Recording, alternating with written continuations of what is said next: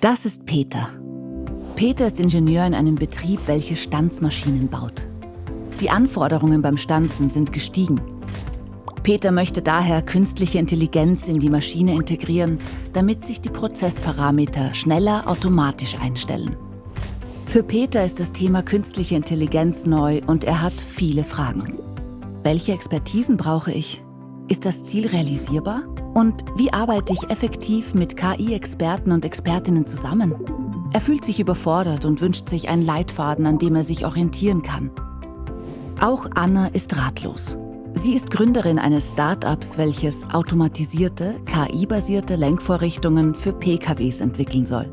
Anna ist KI-Expertin und hat auch schon die ersten Ideen für ihr Produkt. Sie fühlt sich aber unsicher. Wie funktioniert die Zusammenarbeit mit Ingenieuren und Ingenieurinnen? Wo kommen die Daten her? Übersehe ich Probleme? Anna möchte Fehler vermeiden und wünscht sich daher eine Anleitung. Peters und Annas Fragen lassen sich in verschiedene Kategorien einordnen.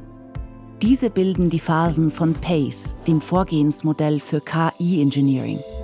PACE bildet den gesamten Prozess der Produktentwicklung von der Konzeption über die Datenbeschaffung bis hin zu Betrieb und Wartung ab. In einem agilen Zyklus wird das Produkt konzipiert, getestet und ausgearbeitet.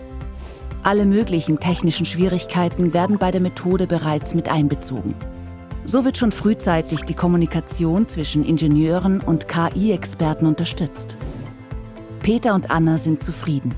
Mit PACE haben sie einen Leitfaden an der Hand, der ihnen dabei hilft, ihre jeweiligen Ziele zu erreichen. So können sie ihre Projekte erfolgreich umsetzen. Suchen auch Sie nach dem richtigen Vorgehen bei Ihrem KI-Projekt?